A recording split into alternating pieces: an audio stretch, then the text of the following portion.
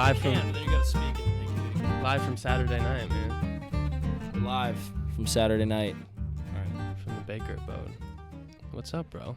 How you doing? Everything's good, man. Yeah. Yeah, How's the off season treating you? it's good. You know, training, doing the usual, checking the boxes on the baseball side of it, and then exploring other passions for sure. Big meditation. You're into meditation. Have you always been in meditation, or is that like kind of a newer? No, I think my senior year of college, actually my junior year of college, towards the end, one of my teammates, a kid named Joe Ryan, showed me a woman named Tara Brock, who has this like a podcast and stuff, and one of them is called Tara Brock Smile. I would listen to it before games, and it's just basically getting in touch with your, mind, body, soul, all that stuff. Yeah. And I started playing well. So I saw some results from it. I felt like I was a little more at ease, correlation a little here. bit more flowy, and there was a correlation. So I stuck with it. And then over time, it kind of expanded. One of our teammates, who you also know, Trevor Larnick, he's really big into meditation. He would tell me to do it all the time. I had done it a few times after that. And then when I got home this off season, I made a really good friend, Eric, who is very into it and has somebody come with him every morning and do it. And I started going with him 4, 5, 6 in the morning every day. And that stuff is Get to really see the beneficial. sunrise, huh? Oh, yeah. Literally, we've timed it the last few days where we started, and it's completely blackout. Yeah. And then after like 35, 40 minutes to an hour of just being in that deep state and getting really into it, we wake up, we come to, and our eyes open, and it's the middle of the sunrise. Like it's all of a sudden, but you get to a point where your eyelids are so heavy, you don't even realize the sun's rising right in front of you. Yeah. And we open our eyes, and it's like a totally different world. So it's interesting. I got chills thinking about it, man. That's sweet. fun. I mean, I love that. I started after I retired. I started waking up earlier, 4:30, and like being able to see the sunrise, man, every day. It's just kind of like It's a different world. Start your day with a little bit of like awe. You're like, damn, 100%. it's kind of sick. Yeah, it's totally different. A lot of people don't start their day till 8, 9, 10 in the morning, and you don't realize all that optimal time to like better yourself when your phone's not ringing. Yeah. Like there's nothing else going on Before around people you, are up. and you're able to get into that like self-development. That's a really good time for it. A lot of thought, a lot of creativity. 100%. Alrighty, man. You ready for this? Let's do it. All right. Welcome to this week's installment of the Real Successful Podcast. This week, we have a former Division I baseball player for the Cal State Northridge Matadors. He is a current player in the Minnesota Twins organization.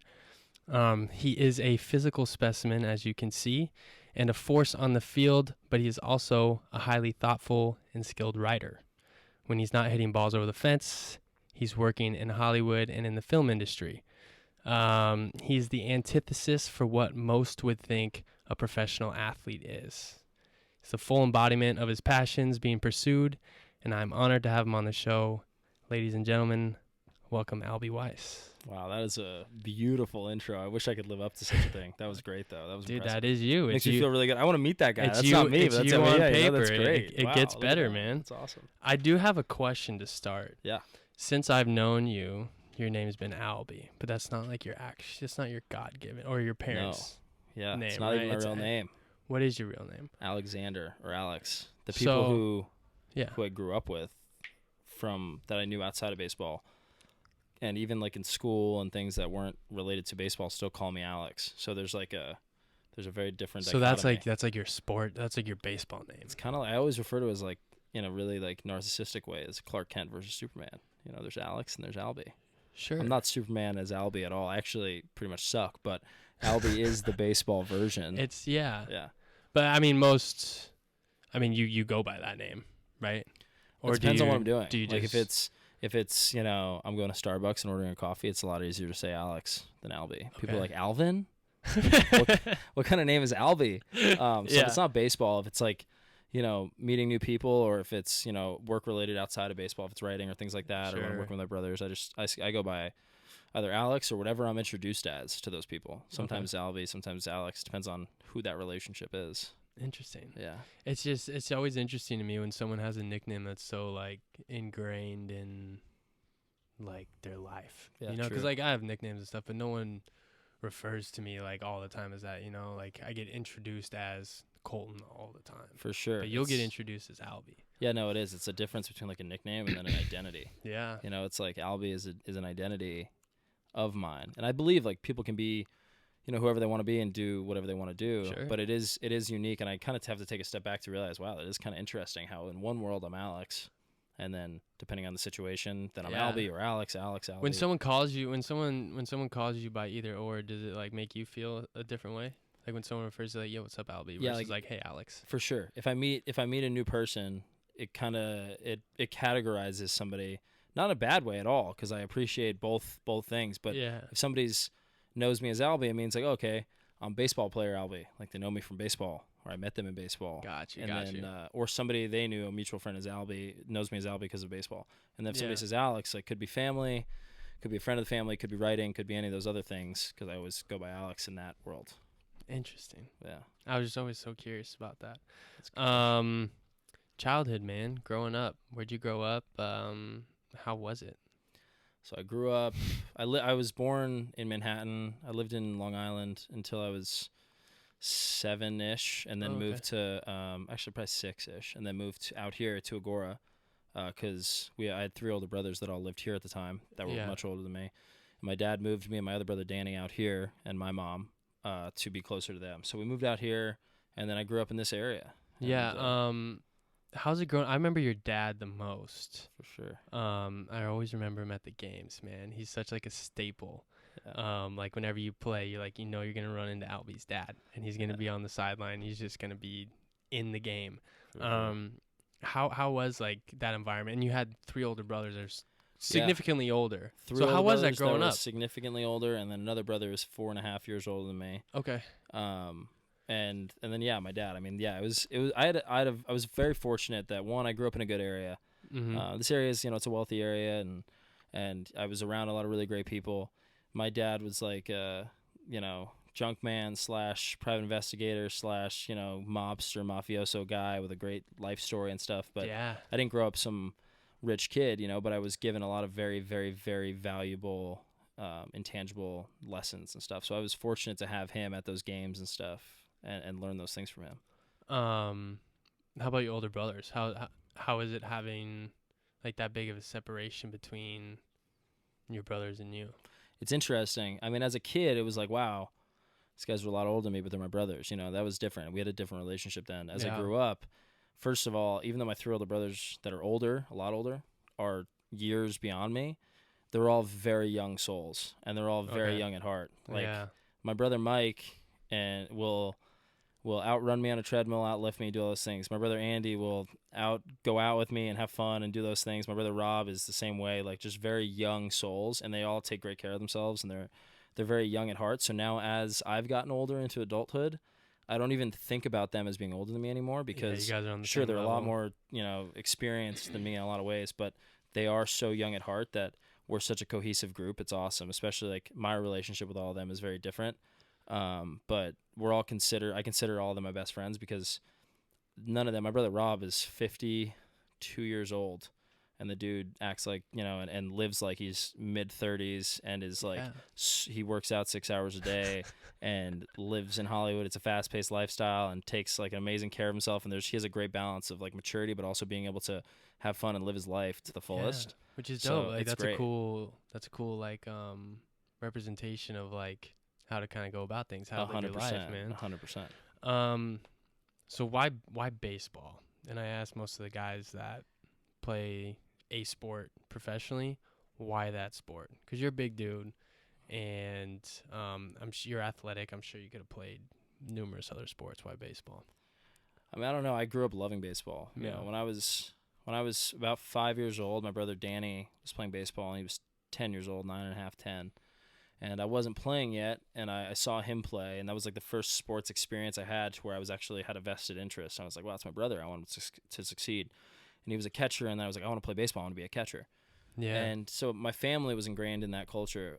My dad played football and was a fighter. My brother Rob loved jiu-jitsu and martial arts, and my brother Andy and Mike played all sorts of sports. Both were good baseball players. So my passion just kind of fell into baseball because of Danny, who was like my best friend. He played the game, and I was like, okay, I want to not only do I want to play, but I want to be better than him. So when I was a kid, it was like competing with him, even though he was a lot older than me. Yeah. And then my father loved baseball, and the culture around here created such a good, nourishing group. and I was so fortunate to be around the people I am, like Henry and these kids. Yeah. That I just kind of fell into my friendships through the game, and then once that happened at a young age, there really wasn't another path that I wanted more. I still played football, soccer, hockey. I played everything, but I loved baseball. That was kind of it. It was just where my passion was. And it was honestly, I wasn't that athletic. I wasn't like, I played football and I was so terrible. Like I was a big kid, but I was slow and like didn't want to run, do cardio. And hockey, like I was a big kid, so I was a fat kid, so they put me in a goalie thing. Yeah, and then in like soccer, God knows me playing soccer, that'd be a miserable experience. So like baseball was my sport. I got to hit a ball long ways and then take my time around the bases. Yeah, I didn't get winded. I enjoyed that sport.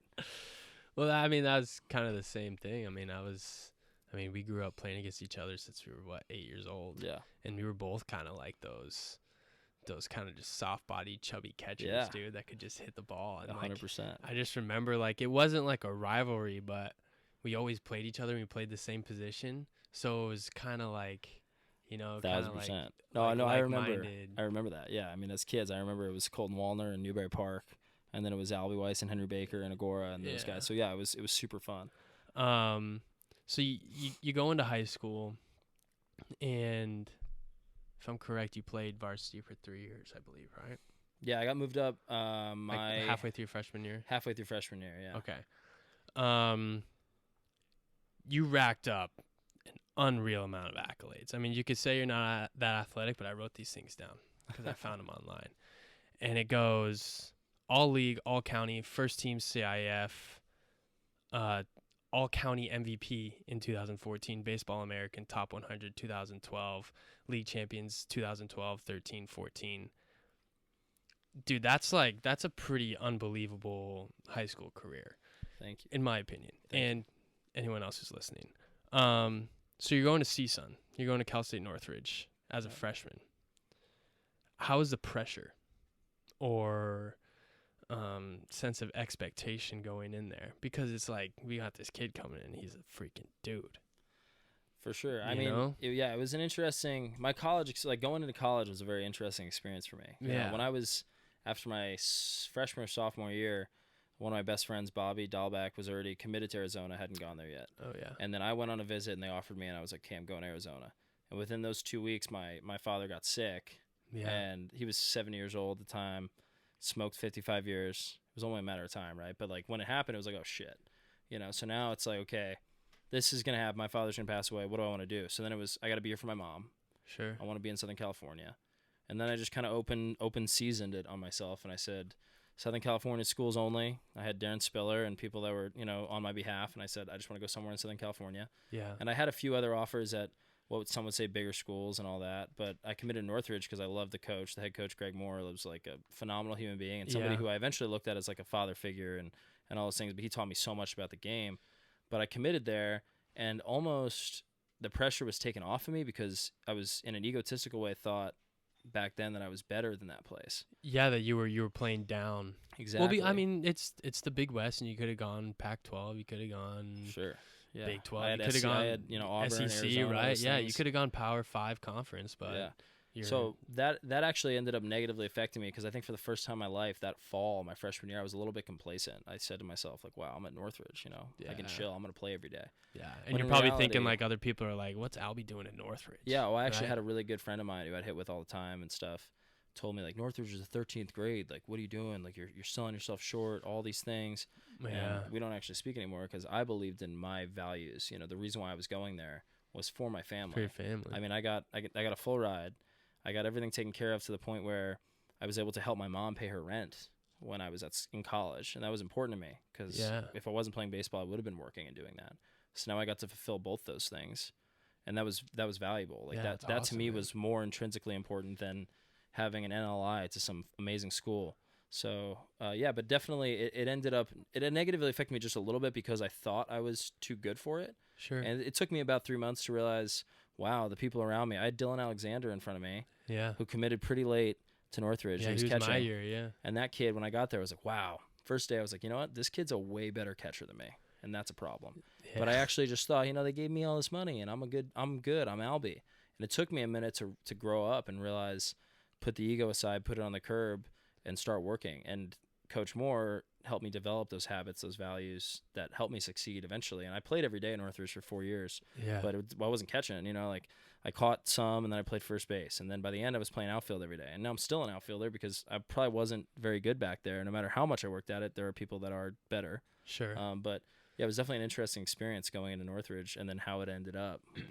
Well, yeah, and I mean, I could see it. I mean, there were very few people that I followed in college when I was playing, and then when I was out of college. And you were actually one of them because we had that relationship growing up. Like I always 100%. Knew Albee. I was like, I want to keep up with him and see how he's doing. And I was always like kind of like curious why you went to Northridge because I knew you had other options. And this first time I'm hearing this, I mean, that's unreal that you did that for your family. It's incredible. But you can see it because like your first year was like kind of struggled, still hit well, power, all that stuff. But like very good. It was okay. Yeah. And then next year, all right, we're getting there. A little better. Yeah, we got like 6 home runs. All right, next year, all right, 11 home runs. Right. And then your senior year, by that time, it was like, boom. Yeah. Back to like the glory days, man. Right. I'm 20 home runs. I'm 4th in the nation in home runs. First team all conference. Yeah. Bang. And then drafted, right? Yeah. To the Twins. So how was your first year in pro ball? This is the end of your first year, right?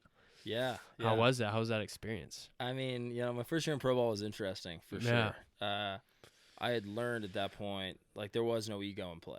I mean, I was hungry as a senior to get signed. I had some opportunities my junior year that I was like either embarrassed by or just like didn't feel like I was given a great chance. I said, you know what?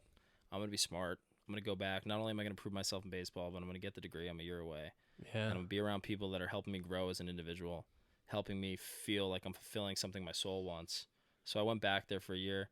And my first year of pro ball was interesting. I had a lot of extrinsic factors outside of baseball that affected it a little bit. Yeah. But for the most part, it was a growing experience. I got to make some really great friends. I got to see the world from a whole different perspective and be places I would never, ever have gone. Spent 3 months in Elizabethton, Tennessee, in a tiny little town with one main street. Beautiful Elizabethton, yes, Tennessee. Which you have been to as well.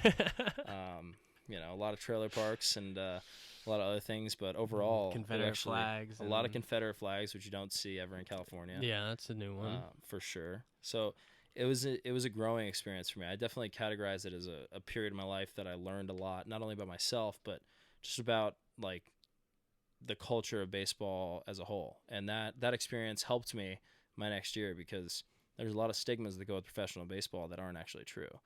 There's a lot of things where it says, hey, once you get to pro ball, it's not like college anymore.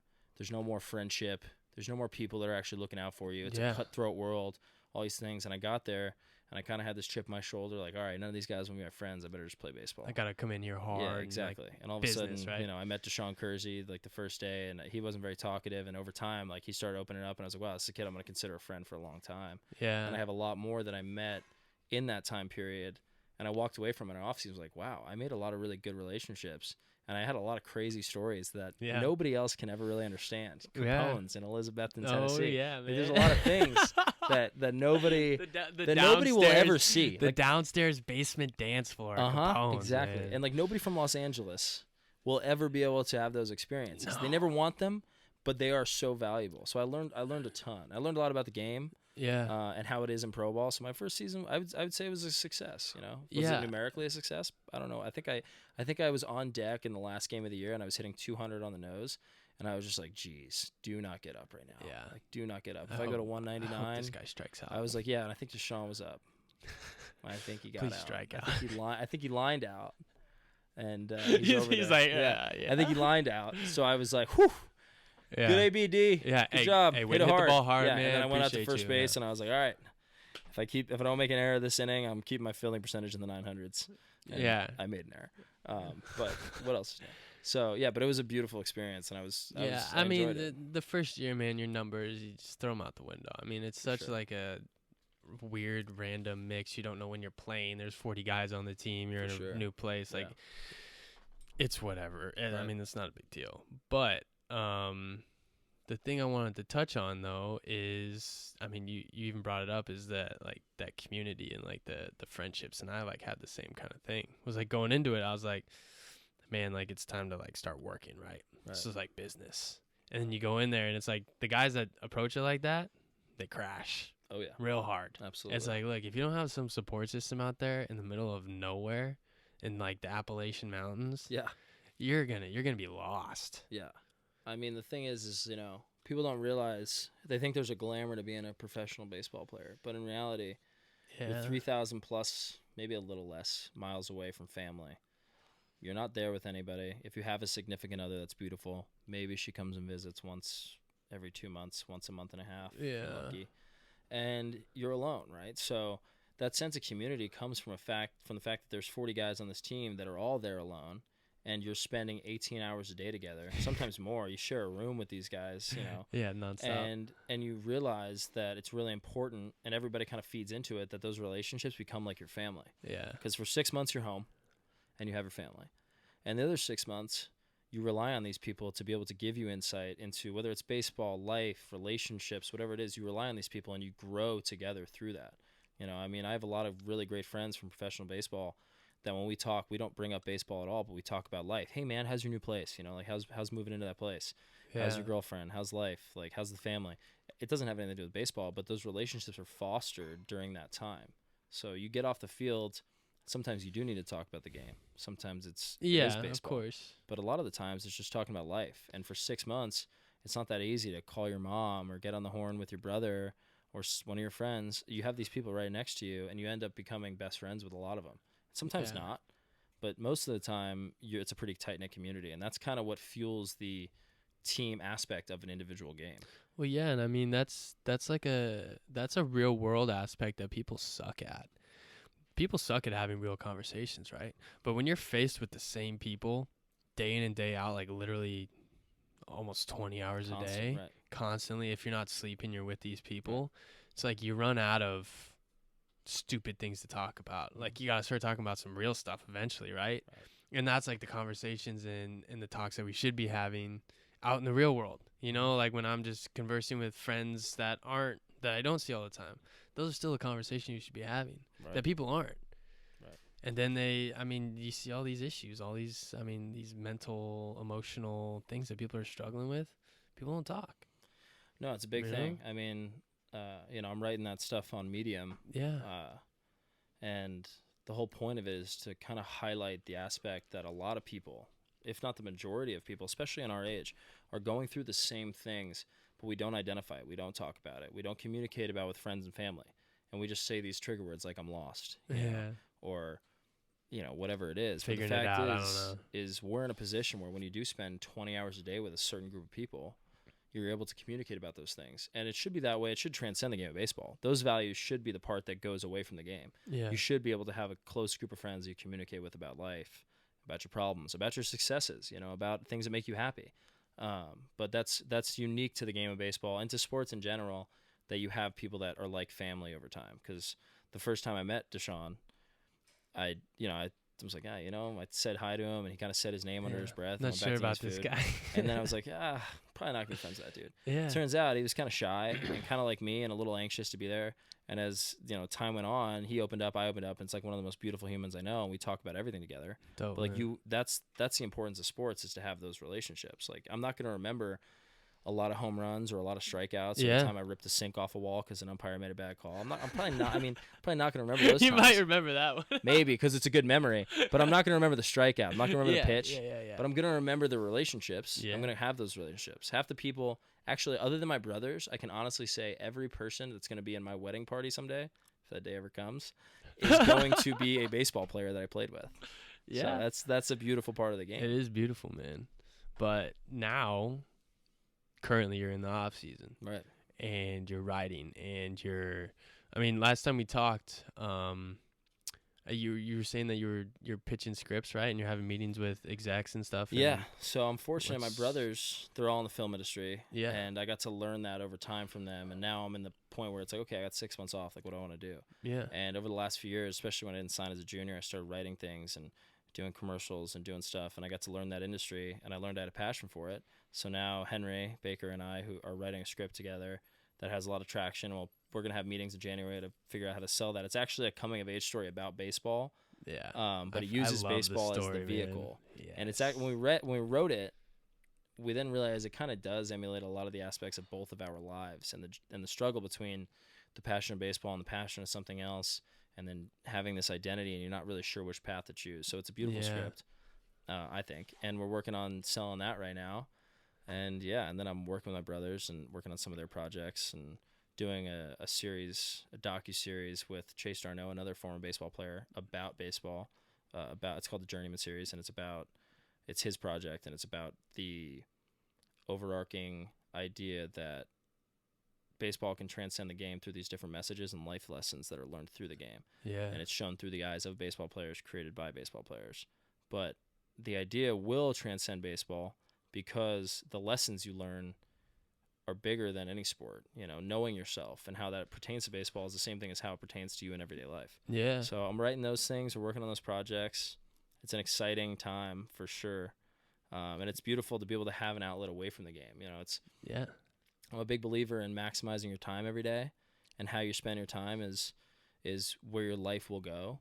But you can only spend 2.5 hours a day hitting a baseball, 2 hours a day working out, and maybe another hour a day doing something else baseball related. Yeah. And then you sleep 8 hours. And then there's another about 10 hours in those days in the off season that you got to maximize your time. So I'm fortunate to have an avenue that I enjoy where I get to write and pursue a passion that's away from the game. Well, I can see it, like, as you're talking about, you're passionate about it, you're excited about it. And that's the thing. I even wrote down here, I was like, who are you, man? Like, because that just doesn't happen. Like, most guys that play professional sport other than baseball don't have like an off season where they're like able to pursue other things, right, or need a job, right? Like, baseball players in the minor leagues, you need a job, or you need to make money somehow, for most of us, because you don't make any money playing. For sure. No money. But you're not just like working like some like whatever job to make minimum wage just so you can make some money. Right. It's like you're pursuing like something that's like, yo, yeah, I want to do, like, I'm passionate about this. Like, I could do both right now. But like that, like, I don't know if you know how rare that is. Like, you might. Oh, thank you. But that's crazy. Yeah, I mean, I wrote a piece when I was in college, when I was talking to my buddies who were either graduated or not in college at all, and it was called like The Myth of the 9 to 5. And I never published it, and I probably will on Medium. Yeah. But basically it talks about, we get 8 hours a day that you're going to spend sleeping. Maybe. Yeah. Most of the time, a lot of people more. Yeah. And a lot of people less. But then, let's say it's 8, and then you have 8 hours a day in a 9 to 5. And there's an idea that if you spend those 9 to 5, those 8 hours, checking the boxes, doing whatever that job is, that you're going to be successful, you're going to be okay. Yeah. But then there's 8 hours in a day that are kind of unaccounted for. You wake up, maybe you have a commute, maybe you have this.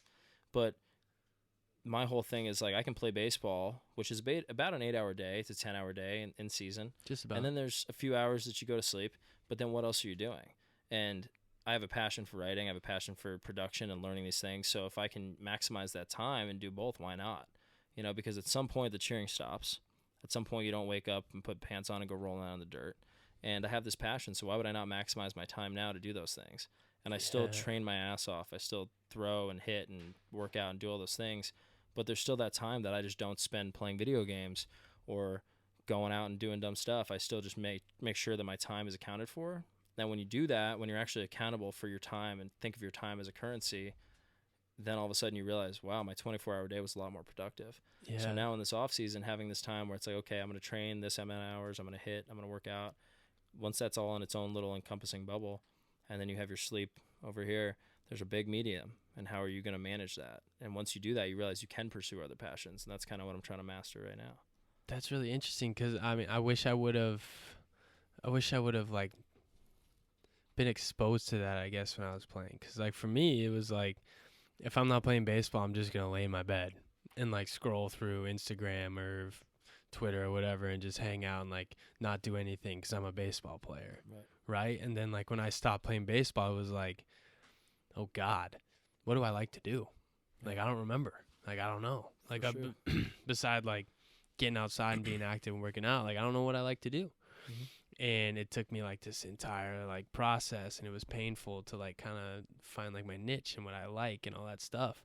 And I feel like a lot of guys are like that, right? For sure. It's like, yeah, I'm an athlete. I'm a baseball player. I don't do anything else. Right. And it's like, you have to do something else. You have to like other stuff. You have to have other passions, right? Exactly. And I think you hit the nail on the head when you said, I'm an athlete. Why am I not in athletics? Like, what is this? Yeah. But there's so many values that go along with being a quote-unquote athlete that are separated from the game you play. So being an athlete, a real athlete, a professional athlete, a D1 athlete, whatever it is a lot bigger than how well you hit a baseball, throw a baseball, run with a football. It's a lot bigger. Being an athlete means that you understand how to be dedicated, driven, time punctual, and an absolute workhorse. Like, there's no other way to get there in sports than to be those 4 things, right? So being an athlete, when you're done playing sports, you're still that athlete. You're still the workhorse. You're still driven. You still got the mind of an athlete. The mind is the beautiful part. That's the part that never leaves you. Yeah. So the idea is, like, you're not lost because you're not playing the game anymore. You're simply changing the game from baseball to finance to movies and writing to anything else you want, because those values you learn throughout sports, throughout that game, elevate you above somebody who didn't really understand how to do those things. You know, we worked for 17 years before we got drafted at this game. Yeah. We worked before we ever got paid to play it for 17 years, day in and day out, because we loved it, but also because at a young age we were ingrained in us, those skills, habits, values, those things that we were taught. Those same things apply to everything else in life. Yeah. That's why athletes get hired in jobs outside of the game, because people in corporate America understand those highly values. Transferable. So for athletes that are kind of seeking that, like you were, you know, it's important to realize you're still elevated. Like, you still have those experiences and those values, and you're still probably, if you can translate them, which most of us can, you're still going to succeed in anything you think you want to do. Yeah. So that's important, I think, for athletes to hear as a whole. It's like, again, cheering stops, the game ends, you get released, you retire, you get hurt, whatever it is. Those values you learned are ingrained in you. They're inside of you. That nobody can take that away from you. Yeah. So that's important. Absolutely. And that's like, I mean, that's a perfect segue into this next part, which is I want to talk about that essay, call it an essay. Sure. Yeah. That you wrote for Medium and that you posted about a week ago. And it was called Lost versus Living, right? Right. And that's exactly kind of along those lines that you were just talking about. Like, what's the idea behind that? Like, well, I guess the idea is that you can pursue multiple passions, right? You're not limited to, like, I have this one passion that I need to pursue, which a lot of people do think. It's very, like, singular. But you're saying no. You're saying the inverse. I'm saying that, let's say you don't really know what your passion is at all. Okay. But as long as you are making a conscious effort to try things, you are not lost. People who are lost are the very small section of society that have fallen to a point where they no longer understand why it is they're living. As long as you're breathing and you're consciously making an effort to pursue something, you're not lost. We're simply living, because everything we fail at, everything we succeed at, but everything we fail at is giving us a valuable life lesson that can teach us something. So whether you think you want to be something one day and you pursue it, and then a week later it doesn't work, that week has life lessons ingrained in it that will tell you maybe what the next thing is. And if you live 80 years checking the boxes and doing the bare minimum just to get by, you're not actually living. You're not lost, but you're not living. The whole point is that as millennials, as people in their, young 20s to teenagers, when you're in college, or maybe you're in junior college, or you're out of college, you don't have a job yet, there's this tendency to say, I'm lost. Oh, I'm so lost. Or maybe you're in a job you don't like. And that's not necessarily the case, because as long as you're making a conscious effort to feed your soul, and you're doing something in that day to try to make yourself happy or feel that sense of fulfillment, we're not lost. We're just living. We're living our life. Doesn't mean you're going to be financially successful in that moment, but eventually, if you continue to try by trial and error, you're going to learn from the failure, you're going to learn from the success, and you're going to find something that not only feeds your passion but feeds your bank account. But if we don't try, we're not living. So the whole point of the whole article was to stop categorizing ourselves as being lost if we're not in a perfect situation, because there is no perfect situation. Look, you with the podcast and working and everything. My friends who have signed for a lot of money and are playing baseball, and me who didn't sign for a lot of money but still playing baseball and working and succeeding in some other things, none of us are in this perfect world. We always have something that we can learn and grow from.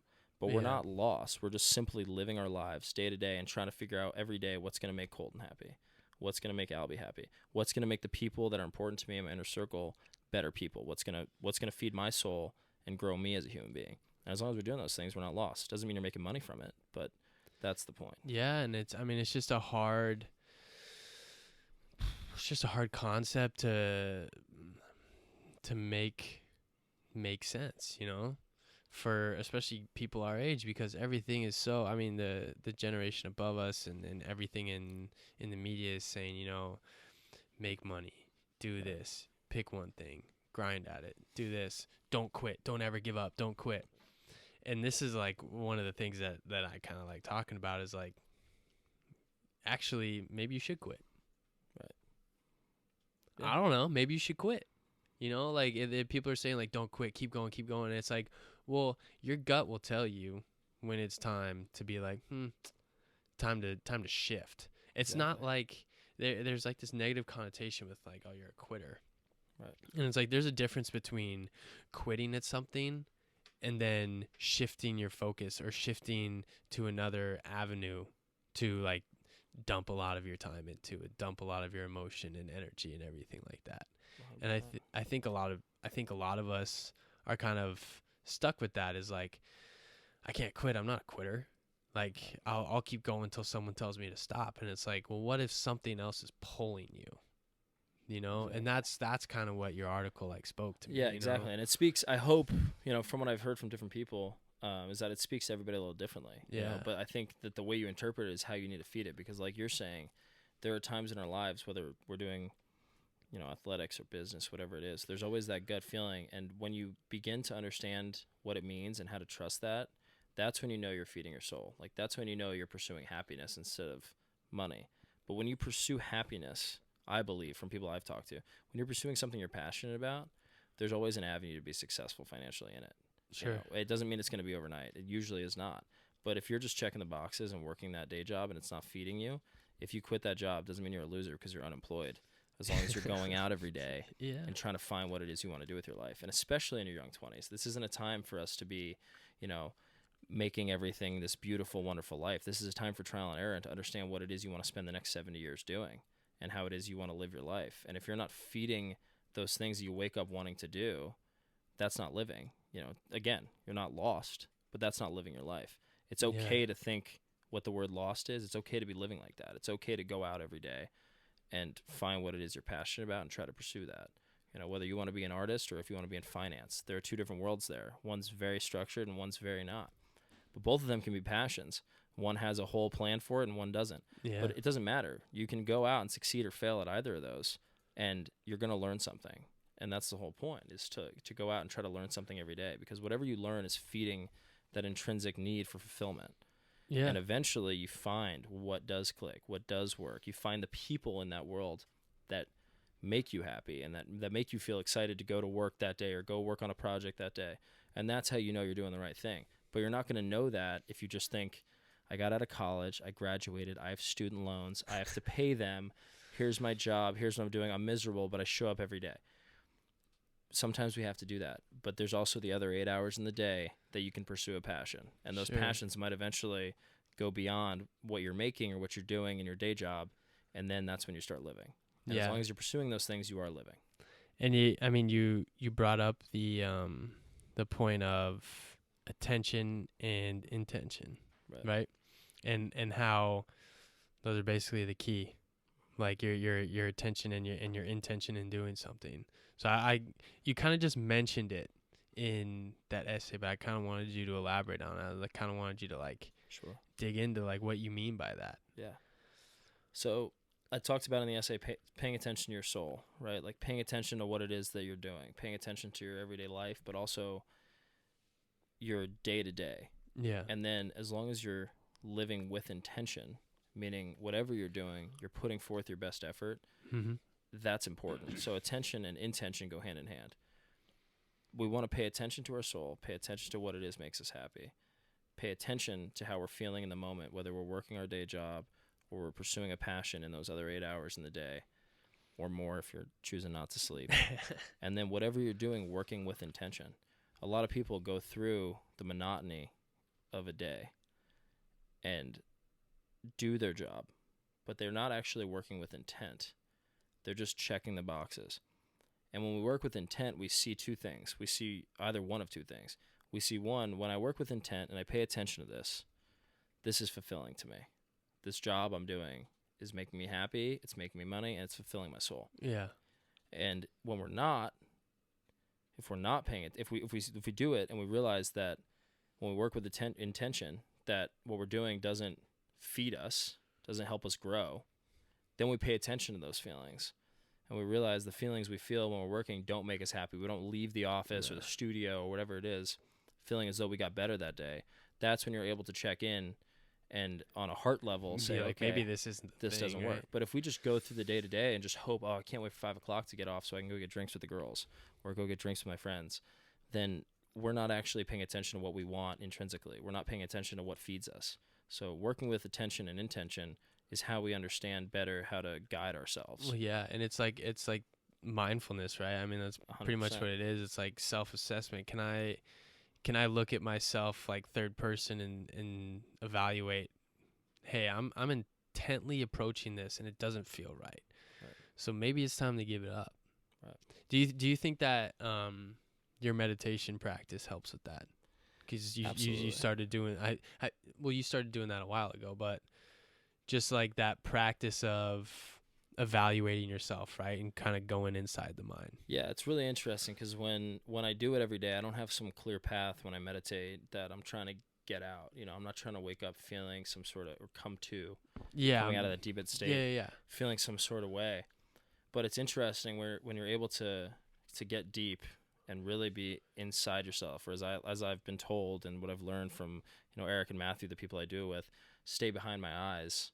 As I'm able to do that, it helps you realize things that you wouldn't have ever thought of on the conscious level, because subconscious thoughts come to mind. And I always think about it when I'm meditating. If I'm a body of water and the water's going in and out and in and out, it's positivity and negativity, right? And I'm thinking about it. This is a positive flow coming in and what negativity is going out. And all of a sudden, as you do that, the more you do it, you realize certain things that are getting subconsciously categorized into negativity. It could be anything from a job. It could be somebody in your life, a person specific. All of a sudden, this person or thing is getting categorized into the negativity that's flowing away from you. And when you're in that deep meditative state, you really do see the water. You really do feel the breeze. You hear it. And you see things floating away from you. And then you come to and you're like, then you get to the point where you're paying attention to that feeling. Yeah. And then you're working with intent. You say to yourself, wow, is that person feeding my soul? Is that job feeding my soul? Is this person actually making me better? Is what I'm doing in this situation helping me feel fulfilled? But when you're in that subconscious state, that meditative state, it helps you categorize those things, and subconscious comes to the surface, and you're able to get in touch with yourself a little bit better. So I wholeheartedly believe in that. I think it's a great practice. And even if when I started, I didn't know what I was doing. Yeah. But now all of a sudden I just close my eyes. It seems kind of weird, It's like, it's a spiritual weird. Yeah, I thought it was this hippie shit. I was like, what is this? Maybe not, right? And all of a sudden I read about it more, and the people I was doing with, I read about successful people doing it, and I saw the successful people that I'm with doing it. And I was like, maybe there's something to this. And I started diving more and more into it. And now it's kind of like the forefront of how I start my day. I'm also at a point where I'm okay if I don't do it, because I'm able to just check in with myself and tap in and say, okay, how's this making me feeling? Because you got reps, man. Right, exactly. Same thing as baseball. Hundreds and thousands of reps of doing this thing where it's like, all right, well now, like, I don't need to be in that state to like still get the same effect, right? Like I could just go off by myself for 5 minutes and just check in. Exactly. Yeah. And we have to do that with sports all the time. My point of doing it this whole off season is so that I get to the point where I can step in the box and feel that same sense of calm. I want to be able to step in the batter's box and feel that same sense of peace inside myself, where I all of a sudden don't hear the things around me. Because when you're in a deep state of meditation, you don't really know what's going on around you. Yeah. You're really in your subconscious, and you're seeing things and that are helping you realize things. So if you can get into the box and have that same sense of peace, all of a sudden everything's moving slower. So that's really helpful for sports, but it's also helpful in life and business and relationships. Relationships as a whole, a lot of the times we act very with volatility.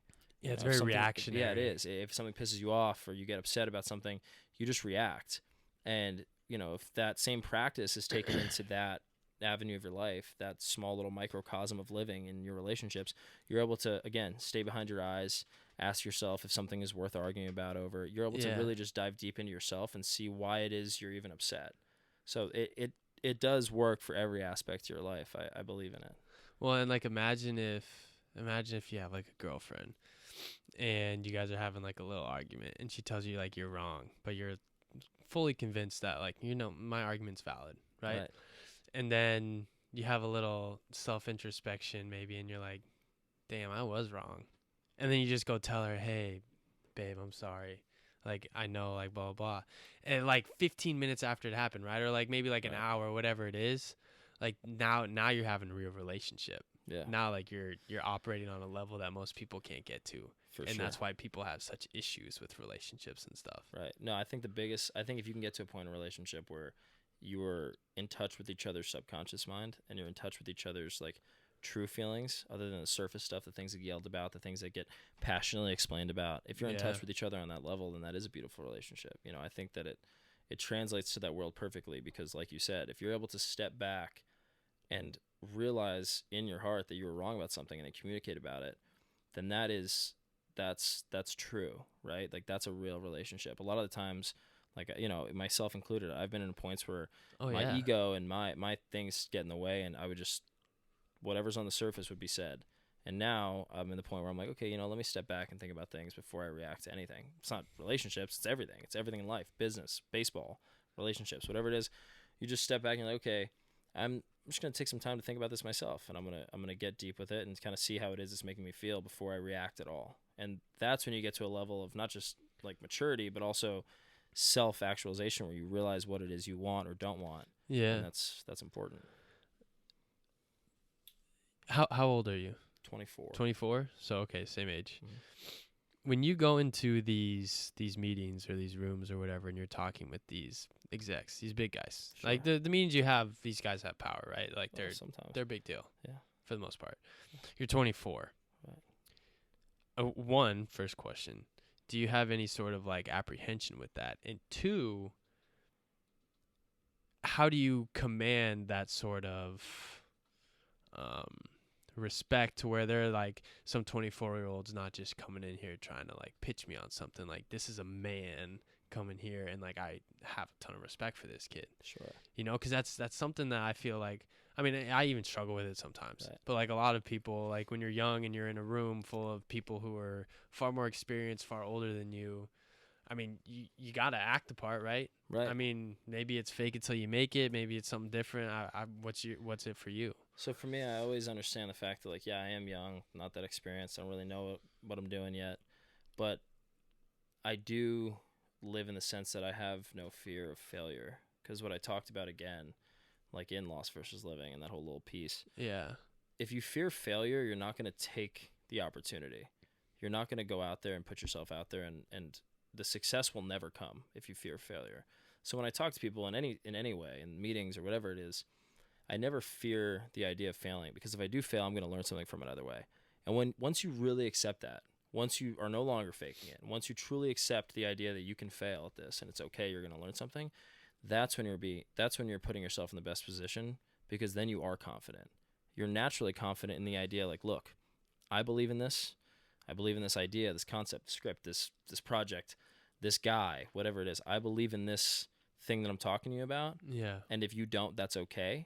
I'm not going to take it personally. So once you understand the idea that it's okay to fail, I no longer have that apprehension at all to communicate with people, because I'm completely fine if somebody tells me, this is a terrible idea, this doesn't work. And as far as, somebody being older and more experienced, that might be true, but most of the things that I'm talking about are in a world where I'm the oldest and most experienced. Yeah. Most of my projects are about baseball. That's true. And there's not another person who's writing about it or talking about it that's an expert like I am. I've played it my whole life, So I know what I'm putting forth is a legitimate, genuine, and accurate portrayal of whatever I'm writing about. Yeah. And I'm confident in that. And also, you have to get to a point where you no longer care what people think, of your age, your appearance, your success, failure, whatever it is.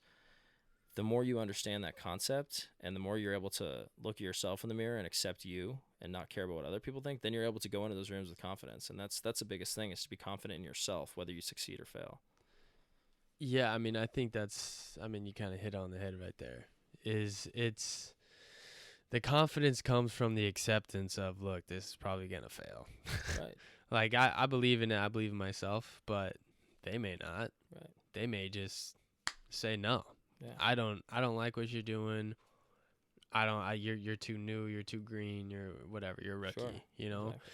And I think probably a lot of that comes from baseball. I mean, how many times have you had to reset and be the new guy, the rookie that all like the time. Yeah. There's older guys and more experienced guys, and even when you were younger and you had those older brothers. Yeah. Four. Yeah. The four older brothers, where it's like you're hanging around people that are I think it's where it comes that from. much too. older, right? I mean, that's probably the root of it. Not right? only are they in that industry and stuff that I'm trying to tap into, but they're also. I was around so many older people all the time that when I was 5 or 6 years old, I was having adult conversations because those were the people I was around.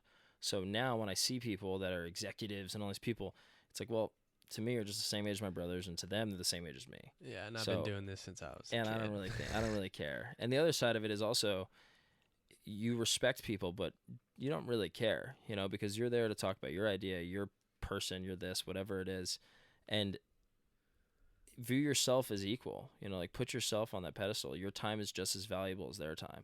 Because we only have, whether they're a $1 billion guy and you're an X guy, whatever it is, we all have the same amount of time on Earth. Like, we're all a ticking clock, right? So our time is valuable. Yeah. So as soon as you value your own time and you're saying, hey, you know what, I'm in this room putting my time forward, I respect myself for that, then you have that self-respect to go forward and do those things. But yeah, having my older brothers, first of all, they've taught me everything I knew about that world, but also they, were so much older than me growing up that I communicated with them as an adult because I wanted to be close with those guys. Like, I idolized these guys. Yeah. So I forced myself at a young age subconsciously to grow up and to be able to communicate. So now when I'm in those rooms at 24, I don't really see these people as anything different than just somebody who's like my brother's age. In my head, I'm the same age as them. I've always said I'm an old soul, and I don't communicate or act usually like a young, sometimes I do, but a lot of the times I don't.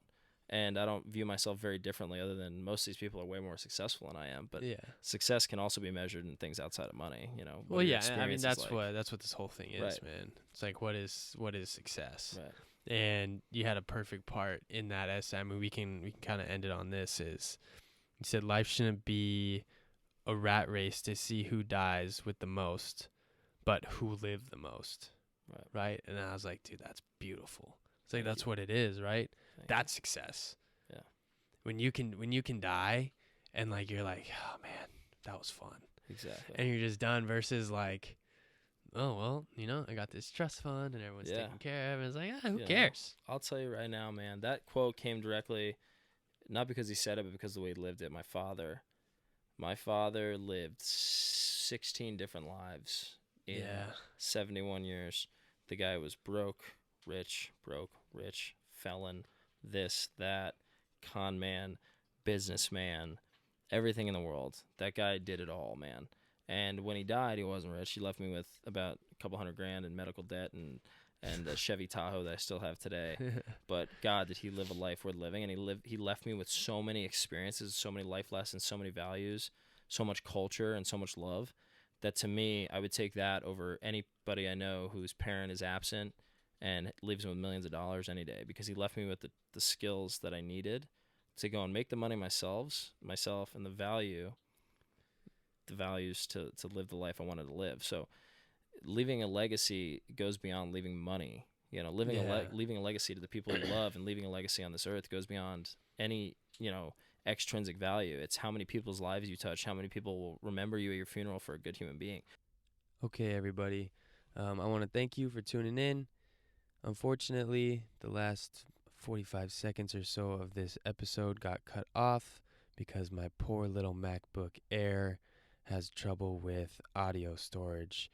We will get the problem fixed in the future, but all you missed was Albee telling you where you can find him on social media, which is at Albee Weiss, ALBEEWEISS on Instagram. Go ahead and give him a follow. follow along as he continues his baseball career and his career in the film industry. I can't wait to see what's in store for him. I want to thank Albee again for coming on this show, and I want to thank you guys for hanging around. If you did make it this far, go ahead and leave a review. Subscribe if you are not subscribed to the podcast. It really helps me, and I would very much appreciate it. All right, guys, thank you again, and until next time, peace out.